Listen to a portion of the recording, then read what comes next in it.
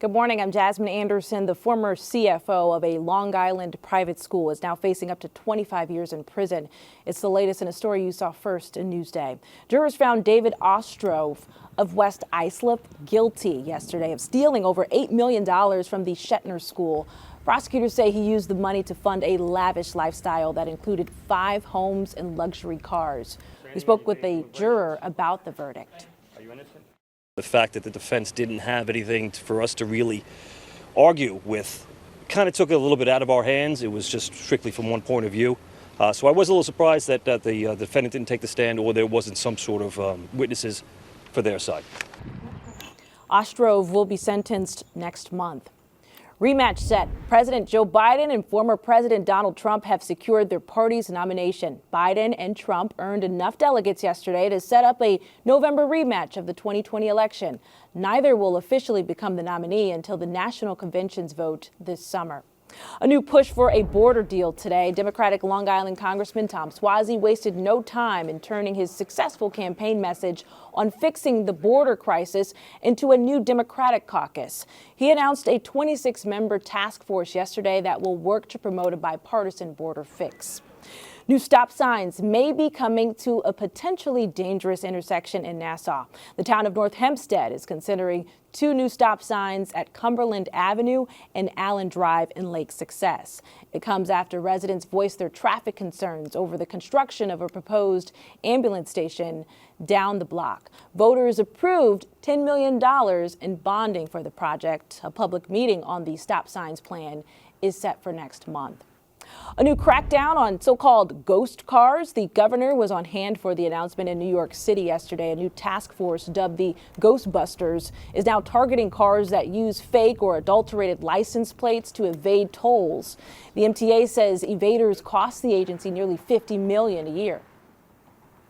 Gone is the days we're going to tolerate people going through here with just an attitude that I'll take my chances because I'll never get caught. Right? Those days are gone because you will get caught. We have the technology. We have everything we need in place to go after these ghost cars. As of Monday, the task force said it had already issued 142 summonses, confiscated 30 vehicles or removed the plates from them, and made 3 arrests. A new skate park is set to open in honor of a teen killed in a crash 12 years ago. Billy's Park, I should say, named after Billy Chatino, will open in Blue Point on March 30th. The $2 million 2-acre Brookhaven Town Park will include skateboard ramps, a playground, and basketball courts. Billy was 18 when he was hit and killed by a car on the LIE. At the time, he'd been lobbying the community for a park at this former empty lot on Park Street. Dreams of dancing dashed. It was a heartbreaking loss for Stony Brook in the CAA title game. Final moments. Long 3 almost went in, but no good there from Noel, and it's over. For the 2nd straight year, the Cougars are champs. Top-seeded Charleston beat the number 7 seed Seawolves 82-79 last night to claim the Coastal Athletic Association tournament crown. The win gives them an NCAA bid for a 2nd straight season. Fitness and fun. There are new places for kids to play here on Long Island. Beth Whitehouse has a story you'll see only in Newsday. Obstacle courses, climbing walls, balance beams. A number of indoor play places have opened recently on Long Island. We'll visit a couple. Our first stop is in Suffolk County. Here we are with Patty, the co-owner of L.I. Salty Kids Cove in Patchogue, and she's going to give us a little tour of the venue. So this is L.I. Salty Kids Cove. We are an inclusive, sensory-friendly play space. We have some climb-ons for the kids. We have our Caterpillar Tunnel crawl through. We have our slide. We have a bunch of soft play equipment, cabanas for the adults.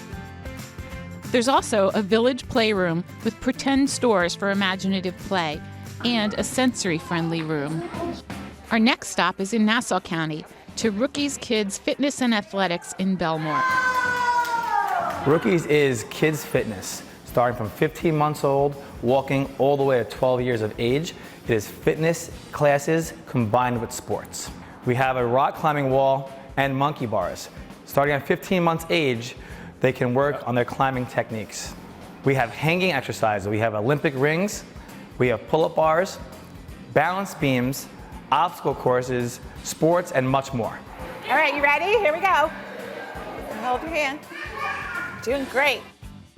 What's your favorite part about coming to Rookies? Climbing the wall, climbing the wall. Why do you love that? Because I like to hit the button and like climb down. For NewsdayTV, I'm Beth Whitehouse. So much fun. Read more about places for kids to play on Newsday.com. Click Get More below the Newsday TV video box.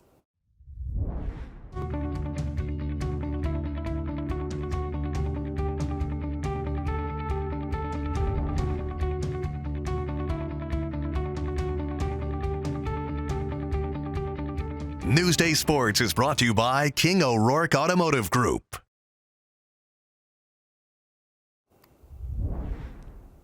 Newsday Sports, from St. Dominic to St. John's, Rick Pitino's basketball journey began right here on Long Island. Carissa Kelman has a story you'll see only in Newsday. They called him Rifle Rick, and it was for his propensity to shoot. Born in New York City and raised on Long Island, Rick Pitino's storied career began here at St. Dominic High School in Oyster Bay. He just had a knack of stepping over half court and letting the ball go. And you got to think about what St. Dominic's was like. It was a small little gym. So he'd be shooting the shots on the other side of the foul line. He was the old-fashioned Steph Curry of what Steph Curry is today. Believe me, he'd let it go. As nicknames like Rifle Rick caught on, so did the coaches at St. Dominic. He made the varsity as a sophomore, which is unheard of at St. Dominic's. Nobody played as a sophomore. To be asked to come up and to become a starter, playing with Tom Riker on a very special team, showed you how great Rick was. Pitino was a part of the back-to-back championship team that brought another ball to this trophy case, and his skills on the court were already laying the foundation for his coaching career. Good. You knew he was going to be a coach. Rick was always surrounded with quality, top-of-the-line coaches. He was a sponge. He'd listen to things, he picked things up, and he applied it. And he just had a way about himself that he connected to everybody. Now at St. John's in the Big East, Pitino is back in the big time, back in his element, just 20 miles from where it all started. You know he's going to win. He's won everywhere he's gone. He was an innovator to the game. He was just an innovator. He was a step ahead of everybody else. In Oyster Bay, Carissa Kelman, Newsday TV. A legend. To read more about Rick Pitino and St. John's on Newsday.com, just click Get More below the Newsday TV video box. Checking out your hyper-local forecast, partly cloudy today, highs around 56 degrees.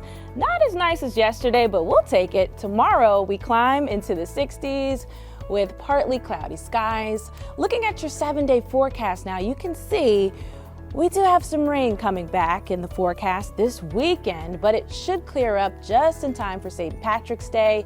That's your hyper-local forecast, LI. Long Island weather is brought to you by Home Tax Saver, PTRC Incorporated. I'm Jasmine Anderson. We hope you have a wonderful Wednesday. Thank you so much for watching.